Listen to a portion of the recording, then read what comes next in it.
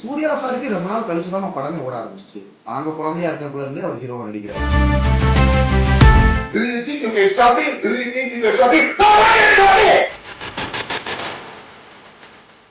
Super star ரஜினிகாந்தோட history எடுத்து பாத்தீங்கன்னா அவரே பயங்கரமா அவ்வளவு அந்த அளவுக்கு ரீச் ஆயிட்டா சரியான ரோல் மாவரா. இப்ப கரண்டா ரிலீஸ் ஆன நம்மளுடைய greatest of all time Vijay சாரோட கோட் படத்துல அந்த கிளைமேக்ஸ் சீன் வந்து நீங்க பண்ணி பார்க்கணும்னு நாங்க ஆசைப்படுறோம். லைவா மக்களை எடுத்து அதை பண்ணி பண்ணினா கொஞ்சம் நல்லா இருக்கும். அந்த கிளைமேக்ஸ் சீன் மட்டும் கண்டிப்பா பாக்கலாம். Do you think you can stop it? Do you think you can stop it? No one can stop it! Life is always life. சரி, இது எல்லாத்தையும் தாண்டி உங்களுடைய பழைய கிளாசிக்ஸ், அதாவது வந்து இப்ப மார்டின் சார்சஸ், அதுக்கப்புறம் வந்து செவன் சாமரா, இந்த மாதிரி நிறைய பேருக்கு வந்து கல்ட் கிளாசிக் இருக்குன்னா உங்களுடைய ஃபாலோவர்ஸ்க்கு நீங்க பண்ற வீடியோஸ் தான் சார் கல்ட் கிளாசிக். அந்த மாதிரி கல்ட் கிளாசிக்ல வந்து வல்லவன் படத்துல இருக்க சீன் எங்களுக்காக ரெடி பண்ணினா நல்லா இருக்கும். கண்டிப்பாமா நல்லா செலக்ட் பண்ணி கேட்டிருக்கீங்க. இது அதிகமா மில்லியன் வியூஸ் போனது. அதான் கல்ட் கிளாசிக். அதுல பண்ணி கொடுத்தீங்கன்னா அதுல வந்து பாத்தீங்கன்னா அந்த கீதா கீதா அந்த லவ் ஃபெயிலியர்ல பண்ணுவாங்க பாருங்க, அது செம்மையா இருக்கும். அந்த கால புடிச்சிட்டு அழுவா வருவாங்களே, அந்த ஆக்டிங் பண்ற எப்படி பாருங்க.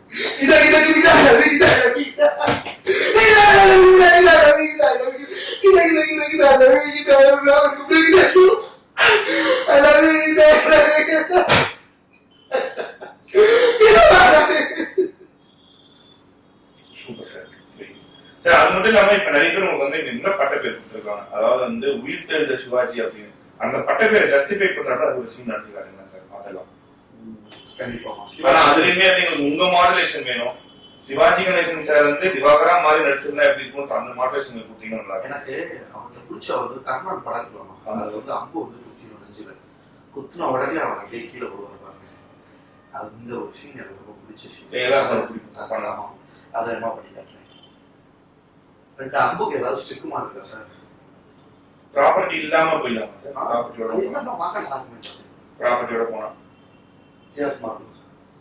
சும்மா ஏதாவது ஒரு ஸ்டிக்குமா இருந்தா கூட ஓகே, நம்ம ஸ்டாண்ட் இல்ல இல்லாட்டி நான் இதுல பண்ணிக்கிறேன். ப்ராப்பர்ட்டி இல்லாம பண்ணிக்கிறேன். சரி ஓகே, அப்படியே புரியலாமா சார்?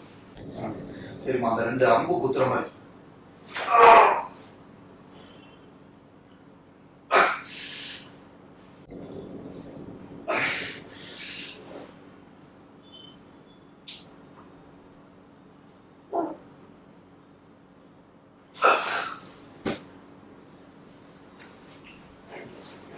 அப்புறம் அந்த வீரபாண்டிய கட்டபொம்மன் சீன் நீங்க பண்ணி அது பயங்கரமா மில்லியன்ஸ் கணக்குல வந்து வீரபாண்டிய கட்டபொம்மன் அந்த ஆக்ஷன் சீன் நீங்க பண்ண சீன் நிறைய வியூஸ் போச்சுனாங்க. அதை எங்களுக்கு ஆல்ரெடி பண்ண முடியும் சார். கண்டிப்பாமா, வீரபாண்டிய கட்டபொம்மன் சிவாஜி கணேசன் பண்ணியிருப்பாங்க. அதுல மோன் ஆக்டிங் தனி நடிப்பாவே பண்ணியிருக்கேன். ஸ்கூல் லைஃப்ல மோன் ஆக்டிங் நிறைய பிரைசஸ் எல்லாம் வாங்கியிருக்கேன். நான் அதை பண்ணி காட்டுறேன். ஆரியோ வீரபாண்டி கட்டபொம்மன் நீதான் ஜாக்சன் ட்ரையோ வீரபாண்டி கட்டபொம்மன் வீரம்ப ஓரா பேசுறேன் பட்டி கட்ல கெஷி கட்ல ஒழுங்கா கட்டி பராங்கியர்களே அந்நியர்களே எங்கள் தாய் திருநாட்டை விட்டு ஓடுங்கள். வீரபாண்டி கட்டபொம்மன் நீ ஒழுங்கா கட்டி காட்டி நாற்று நட்டாயா களை பறித்தாயா அல்லது அங்கு கொஞ்சி விளையாடின குல பெண்களுக்கு மோஞ்சல் அழைத்து கொடுத்தாயா? குலைக்கிறது என் ரத்தம், துளைக்கிறது என் தசை, அடக்கு அடக்கு அடக்கு என்கிறது என்னுடைய தாய் திருநாடு. யாரிடம் கேட்கிறாய் வட்டி? Super sir. சீமானை பார்த்த மாதிரி இருந்துச்சு, நல்லா இருந்துச்சு சார். Super model. அப்புறம் வந்து மற்ற எல்லாருமே வந்து இன்னும் கொஞ்சம் ஃபெமிலியர் ஆக்கி விடுற ஒரு வீடுன்னு பார்த்தீங்கன்னா பிக் பாஸ் வீடு அப்படின்னு ஒன்று இருக்கு. ஸோ அந்த வீட்டில் வந்து எங்களுடைய நடிப்பு அரக்கன் உயிர் தெழுந்த சிவாஜி திவாகர் போல அப்படின்னு சொல்லிட்டு நிறைய ஆடியன்ஸ் கேட்குறாங்கன்னு சொல்றாங்க. உங்க ஃபேன்ஸும் நிறைய பேர் கேட்குறாங்க, ஏன் உங்க பேர் பிக் பாஸ்ல வரல சார்? உண்மை சார், இப்போ வர்றப்பயுமே ஏகப்பட்ட பேருக்கு என்னால் பதில் சொல்ல முடியல. அதுக்கே தனியாக ஒரு வீடியோ எடுத்து போடணுங்க சார். அது மக்கள் தீர்ப்பு, மகசின் தீர்ப்பு. ஸோ வந்து பார்த்தீங்கன்னா விஜய் டிவியில் ஒன்னொன்றுக்கு ஒரு ப்ரொடக்ஷன் ஹவுஸ் இருக்குது. ஸோ இது வந்து என்டோமானோட ப்ரொடக்ஷன் ஹவுஸு. ஸோ அவங்க எடுக்கிறதா முடிவு. அவங்க வந்து பார்த்தீங்கன்னா ஒவ்வொன்றுக்கும் ஒரு இது கொடுத்துட்டாங்க இல்லையா. ஒருவேளை அவங்க வாய்ப்பு கொடுக்குறப்ப பயன்படுத்துகிறோம். ஆல்ரெடி விஜய் டிவி வந்து நமக்கு நிறைய வாய்ப்புகள் கொடுத்துருக்காங்க. டிக் சோலோ கொடுத்தாங்க, நம்ம நல்லா நடிக்கிறதுக்கு வாய்ப்புகள் கொடுத்தாங்க, நம்மளை முன்னிலைப்படுத்தினாங்க. ஸோ விஜய் டிவிக்கு என்றென்றுமே நன்றி தான். பட் என்னோட ரசிகர்கள் மத்தியில் வந்து அது ஒரு என்ன சார் இது பிக் பாஸ் அக்டோபர் 6 வந்துருச்சு, நீங்கள் ஆடிஷன் அட்டன் பண்ணிட்டீங்களா? முன்னாடியே வந்து பார்த்தீங்கன்னா பிக் பாஸ் ஹவுஸ்க்கு ப்ராக்டிக்ஸ்லாம் நடக்குமே, அதெல்லாம் உங்களுக்கு நடந்துகிட்டு இருக்கா அப்படின்னு ஃபோன் பண்ணி கேட்பேன். நம்ம இல்லை அப்படின்னோடனே அது ஒரு ஏமாற்றத்தை ஏற்படுத்துது. எது எப்போ வாய்ப்பு கிடைக்குதோ அப்போ நம்ம பயன்படுத்திக்கிறோம். Super sir. இப்போ பிக் பாஸ் ஷோனா கூட அட்லீஸ்ட் வந்து இப்போ குக் வித் கோமாளி அடுத்த சீசன் வருமா வரதான்னு தெரியல. அப்படி வந்துச்சுன்னா அதில் நீங்கள் போவீங்களா சார்? சமைப்பீங்களா சார் நீங்கள்? ரொம்பலாம் சமைக்க தெரியாது உண்மையை சொன்னா. இல்ல சார், குக் வித் கோமாளி ஷோலயே நிறைய பேருக்கு சமைக்க தெரியாது, பரவாயில்ல, அது ஒன்றும் பிரச்சனை இல்லை, நடிக்க தெரியும். அது சூப்பர் சார். அங்கேயும் போயிட்டு எப்படி சமைக்கிற மாதிரி நடிக்குவோமா இல்ல எப்படி? எல்லாமே பண்ணலாம், எல்லாமே. நம்மளுக்கு தேவை மக்களை மயில் வைக்கணும், அவ்வளவுதான். ஸோ அந்த மாதிரி போயிடலான் இருக்கீங்க. உங்களை ட்ரால் பண்றதுன்றது வந்து உங்களை எடுத்து கிண்டல் பண்ணி போறது அது வேற விஷயம். ஆனா நீங்க போடுற வீடியோஸ்லயே இல்ல நீங்க உங்களுடைய ஃப்ரெண்ட்ஸ் வந்து போடுற வீடியோஸ்லயே கீழே வந்து கமெண்ட்ஸ் பண்ணுவாங்கல்ல, அவங்களுக்குலாம் நீங்க வந்து என்ன சொல்லணும்னு நினைக்கிறீங்க? நெகட்டிவ் கமெண்ட்ஸ் பண்றவங்க தான் மோஸ்ட்லி அதிகமா இருப்பாங்க. ஸோ அவங்களாம் நீங்க எப்படி பாக்குறீங்க? அது வளர்ச்சியோட உச்ச கட்டம் தான்மா. அவ்வளவு பேர் நம்மளை பாக்குறான் வந்து கமெண்ட் பண்றாங்க. ஸோ ட்ராலும் வளர்ச்சி தான், இதுவும் வந்து வளர்ச்சி தான். நல்ல உச்சத்துல போறவங்க தான் ட்ரோல் பண்ணுவாங்க, மத்தவங்க எல்லாம் போய் ட்ரோல் பண்ணுவாங்களா? கண்டுக்கிற மாட்டாங்க. எல்லா நடிகருமே ட்ரோல் பண்ணி தான் இருக்கு. ஈவன் சூப்பர் ஸ்டார் ரஜினிகாந்தோட ஹிஸ்டரி எடுத்து பாத்தீங்கன்னா அவரே பயங்கரமா அவ்வளவு அந்த அளவுக்கு ரீச் ஆயிட்டா சரியான ட்ரோல் அவரை ஆரம்பத்துல என்ன எப்படி ட்ரோல் பண்றாங்களோ இதை விட பலமா சோசியல் மீடியா பண்ண அதே அளவுக்கு சூப்பர் ஸ்டார் அவர்களே கண்டிப்பா கண்டிப்பா. இப்ப ஒண்ணும் இல்லமா, இப்ப சோசியல் மீடியா இருக்கனால என்ன பண்ற ட்ரோல்லாம் நீங்க கண்ணால பாக்குறீங்க. அப்போ உள்ள உங்களுக்கு இவ்வளவு சோசியல் மீடியா கிடையாது. சென்னையில ட்ரோல் நடந்திருக்கும். ஏன் தனுஷ்கர் பண்ணாத ட்ரோலா, தனுஷ் பண்ணா ட்ரோலா, சிம்பு நான் பண்ணாத ட்ரோலா, அப்புறம் எடுக்கிற படம் எல்லாம் ஃபிளாப். சூர்யா சாருக்கு ரொம்ப நாள் கழிச்சுதான் படமே ஓட ஆரம்பிச்சிச்சு. நாங்க குழந்தையா இருக்கிறப்பல இருந்தே அவர் ஹீரோவா நடிக்கிறாரு. ஒன்றும் பெருசா ஒன்றும் படம் போடல. அப்புறம் ஓரளவு நாங்கள் 9th 10th படிக்கிறப்ப நந்தா வந்து கொஞ்சம் சுமாரா ஓடிச்சு. அதுக்கப்புறம் தான் அவருக்கே படங்கள் கிளிக் ஆக ஆரம்பிச்சிச்சு. ஓகே சார், இப்போ வந்து திவாகர் ஆக்டிங் ஸ்கூல் அப்படின்னு நம்ம ஒன்று ஆரம்பிக்கிறோம் அப்படின்னா அந்த ஆக்டிங் ஸ்கூல்ல எந்தெந்த நடிகர்களுக்கு நீங்க நடிப்பு கற்றுக் கொடுப்பீங்க சார்? நடிகைகளுக்கு. எனக்கு அந்த மாதிரி ஸ்கூல்ல ஓப்பன் பண்ணணும்னா இது கிடையாது. இல்ல சார், சப்போஸ் ஓபன் பண்ணீங்கன்னா இல்ல சார், இப்போ வந்து ஒவ்வொருத்தவங்களுக்கு ஒரு தரமா இருக்குமா. அந்த மாதிரி கம்பேரிட்டிவ் நான் இவங்களுக்கு நடிப்பு சொல்லி கொடுப்பேன், அவங்களுக்கு நடிப்பு சொல்லி கொடுப்பேன் அப்படிலாம் கிடையாது. தனு சொன்னா பழந்துன்னு கொட்ட போட்டார். 50 படத்துக்கு மேலே நடிச்சிட்டாங்க.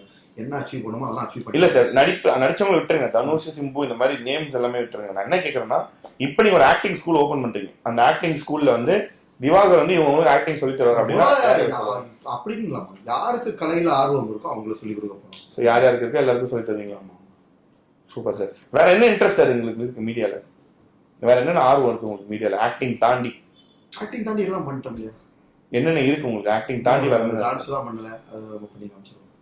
இல்ல சார், வீடியோக்காக கேட்கல, ஜென்ரலா கேட்கறேன். ஆக்டிங் தாண்டி உங்களுக்கு என்ன இன்ட்ரெஸ்ட் இருக்குன்னு கேட்கறேன். இப்போ டைரக்ஷனு, லிரிக்ஸ் அந்த மாதிரி வந்து உங்களுக்கு என்ன இன்ட்ரெஸ்ட் இருக்குன்னு கேட்கறேன். மூவி மேக்கிங்ல கதை எழுதுறதுமே எனக்கு நல்லா, என்னோட செலெக்ஷன் வந்து கரெக்டா இருக்குமா. இந்த கதை எழுதுனா கிளிக் ஆகணும்.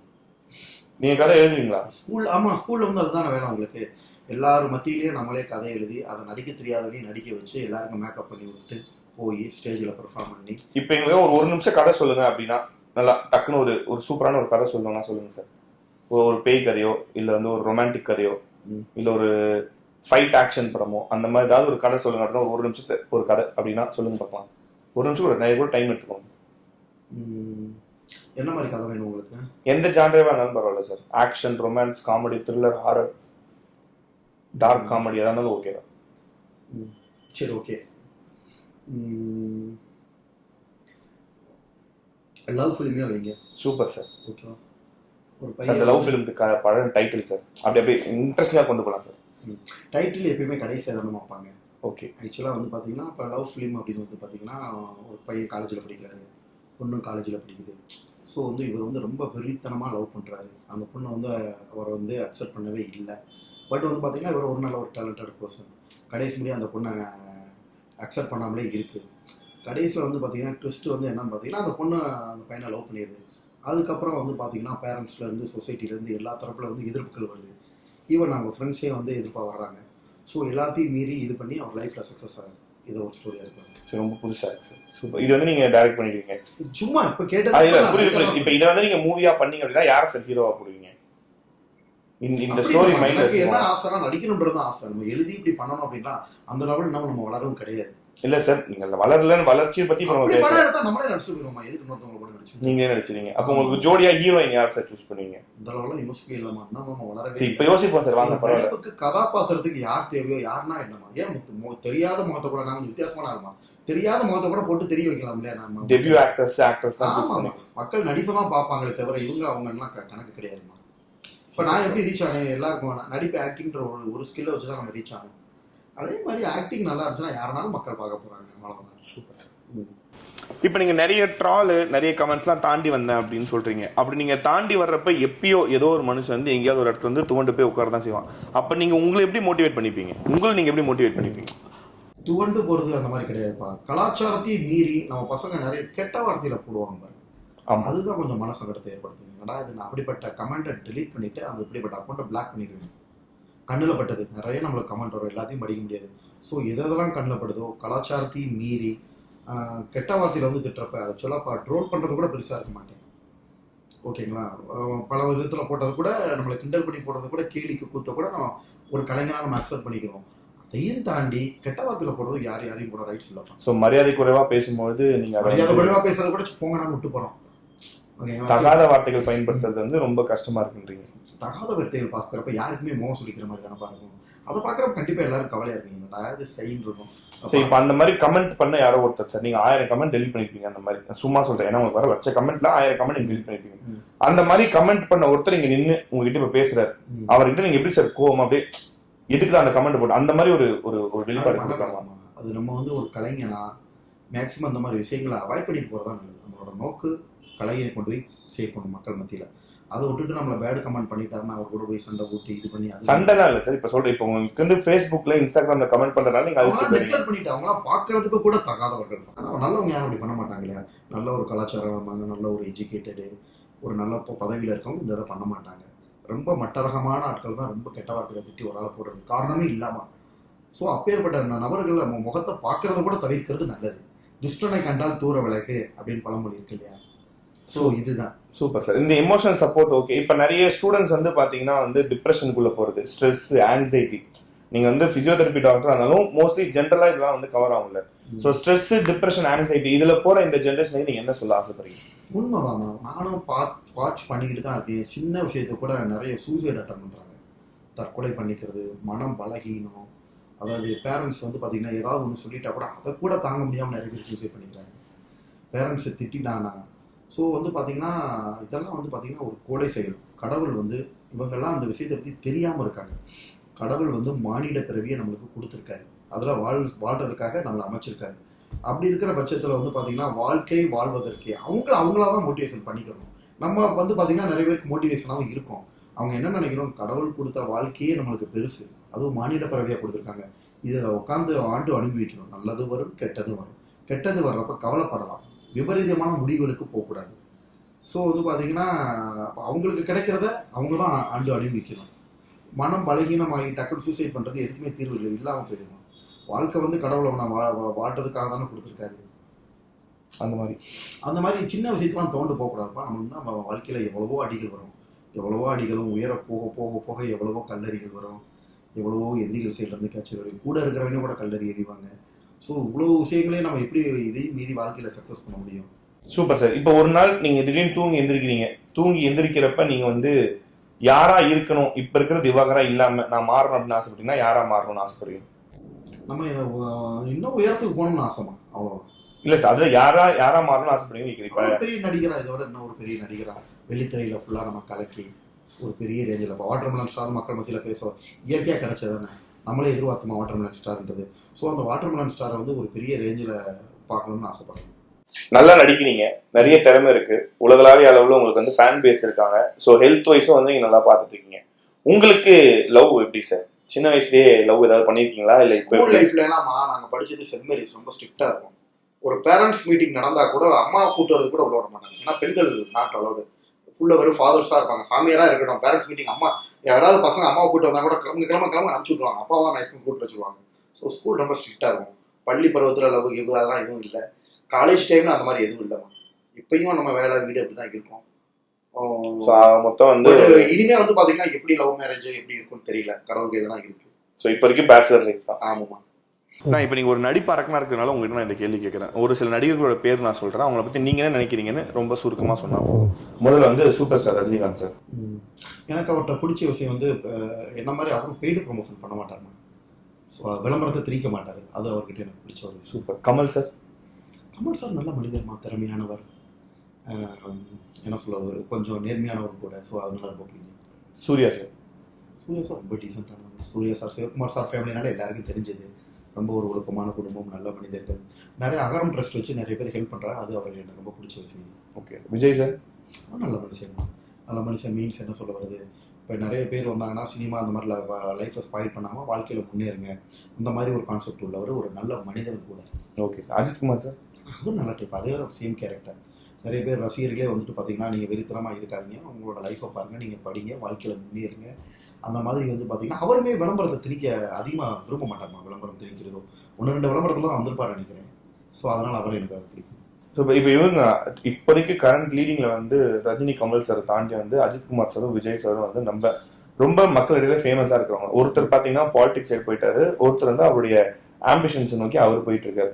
ஸோ இப்ப திவாகர் அவர்களுக்கு இந்த ஒரு ஃபெமிலியர் ஃபேன் பேஸ் இருக்கிறதுனால, உங்ககிட்ட இவ்வளோ ஒரு வெறியர்கள் இருக்கிறதுனால நீங்க வந்து பொலிட்டிக்ஸ்ல போற ஐடியா இருக்கா? அது கண்டிப்பாக பாலிடிக்ஸும் கண்டிப்பாக அரசியலையும் நுழைஞ்சிட்டு நிறைய மக்களுக்கு நேர்மையான முறையில். ஏன்னா உங்களை மாதிரி இன்டர்வியூ எடுத்த யூடியூபர்ஸே நான் சொல்ல வரேனே, நிறைய பேர் என்ன சொன்னாங்க, அண்ணே நீங்கள் நல்லா திறமையாக இருக்கீங்க, உங்களை மாதிரி எஜுகேட்டட் பீப்புள் தான் வேணும், நீங்கள் வந்து நல்லா வெல் எஜுகேட்டடு, நல்லா விவரம் தெரிஞ்சவங்க, ஸோ நீங்கள் அரசியலுக்கும் வரணும், சினிமாவுக்கும் வரணும், நிறைய நல்லது செய்யணும். அது போக எல்லாத்தையும் விட பிரம்மாஸ்திரம் உங்ககிட்ட ஹானஸ்ட் இருக்குது, நேர்மை இருக்குது, நல்ல குணம் இருக்குது, இதுதான் உங்களுக்கு வேணும் அப்படின்ற மாதிரி நிறைய ஆசைப்படுறாங்க மக்கள் மத்தியில். Okay sir. இப்போ நீங்க வந்து அரசியல் போனீங்க அப்படின்னா வந்து எந்த துறையை எடுப்பீங்க சார்? எந்த துறைக்கு வந்து நீங்க மந்திரி பார்த்துக்கிறோமா, நம்மளுக்கு என்ன வாய்ப்பு கிடைக்குதோ முதல்ல. ஆமாம் ஆமாம், எப்பயுமே என்னோடது அதெல்லாம் நல்லா தெளிவாக இருக்கிறது விட்டுட்டு பறக்கிறதுக்கு ஆசைப்படக்கூடாதுன்ற மாதிரி முதல்ல நம்ம என்ன பேசிக்கான விஷயங்களை அச்சீவ் பண்ணல. ஸோ அது எதிர்காலத்தில் பார்த்துக்கிறோம். அதையும் தாண்டிமா சில பேர் பசங்க பயங்கரமாக எடிட் பண்ணி போட்டிருந்தாங்க. ஒரு இன்டர்வியூவில் கேட்டிருந்தப்ப, அஜித்து இது விஜய் அரசியலுக்கு போயிட்டாரு, அஜித்து பைக் ரேஸ் போயிட்டாரு, இந்த சினிமா உலகத்தை யார் காப்பாற்ற போறா அப்படின்றதுனால நான் அதற்காக நம்ம மாஸ் என்ட்ரி கொடுக்க வர்றேமான்னு போட்டிருந்தேன். அதான் பசங்க பயங்கரமாக எடிட் பண்ணி ஸோ இந்த மாதிரி ட்ராலையும் வந்து நீங்க அப்படியே இந்த மாதிரி ஹேண்டில் பண்ணுவீங்க. ஆக்சுவலாக இன்டர்வியூவில் யதார்த்தமாக ஒரு ஜாலியாக கொஸ்டின் கேட்டாங்க, அதை மக்கள் எடிட் பண்ணி சீரியஸாக கொண்டு போயிட்டாங்க. புரியுது சார். டிப்ரெஷனுக்கு நிறைய ட்ரீட்மெண்ட் சொன்னது இது ஒரு ட்ரீட்மெண்ட் மாதிரி நீங்க ஃபீல் பண்றீங்க? நேச்சுராவே கொண்டு போய் அவங்க இல்லம்மா நல்லதாமே கொண்டு இருப்பாங்க. இவரோட என்ட்ரி கொடுத்தா ஏன் நல்லா இருக்கும். சில பேர் பசங்க கூட மெசேஜ் வந்துருந்தாங்க, கோட் படத்துல சிவகார்த்திகேயன் கையில துப்பாக்கி கொடுத்தது உங்க கையில கொடுத்துருக்கலாம் தளபதி, அந்த அளவு நீங்க நல்லா நடிக்கிறீங்க. பசங்களோட உண்மையான ஒரு மெசேஜஸ் மேமா அதெல்லாம் பாக்குறப்ப கொஞ்சம் சந்தோஷமா. Super sir. இப்ப லாஸ்டா நிறைய யூடியூபர்ஸ் இருக்காங்களா சார், நேற்று சேனல் ஓபன் பண்றாங்க, இன்னைக்கு ஒரு வீடியோ போடுறாங்க, நாளைக்கு க்ளோஸ் பண்ணிட்டு போயிடறாங்க. சோ அந்த மாதிரி இல்லாம வந்து யூடியூப்ல சஸ்டெயின் ஆகணும், யூடியூப்ல வந்து நல்ல ஒரு ஃபியூச்சர் இருக்கணும் அப்படின்னா என்ன சொல்வீங்க? நேர்மையான விஷயங்களை போடணும், நல்ல கண்டென்ட் எடுக்கணும், யாரையும் ஹர்ட் பண்ணக்கூடாது.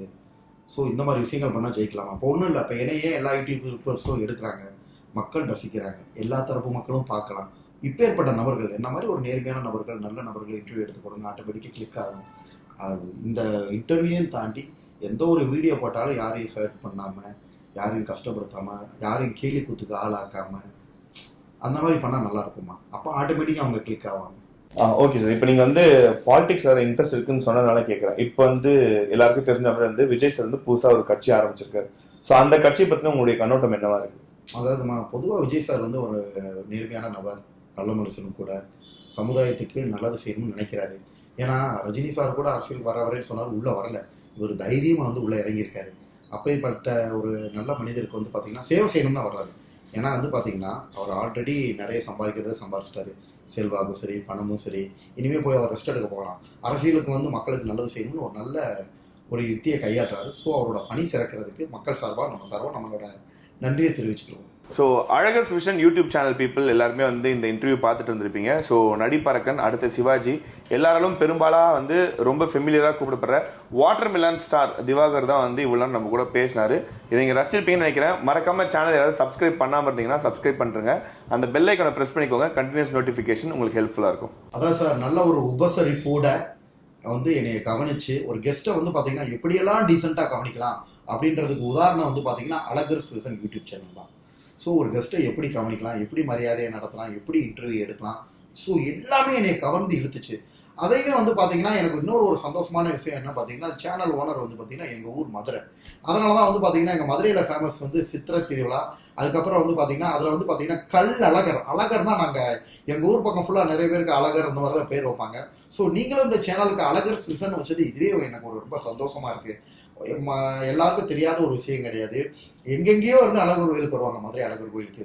அப்பேற்பட்ட ஒரு ஃபேமஸானது தான் அந்த அழகர்ன்ற பேரு. அந்த பேரையே அழகர் விசனா ஒரு யூடியூப் சேனலுக்கு பேரா வச்சிருக்கப்ப உங்களோட பணி ரொம்ப உச்சத்துல போயிருக்கும். உங்களோட சிறப்பும் இதுவும் கண்டிப்பா வந்து பாத்தீங்கன்னா இதே மாதிரி அந்த பெருமாள் கள்ளழகர் பேரை வச்சு நீங்க சிறப்பா மக்களுக்கு உண்மையான விஷயங்களை எடுத்து சொல்லி சேவை பண்ணணும் அப்படின்றத நான் தெரிவிச்சுக்கிறேன். நன்றி, வணக்கம்.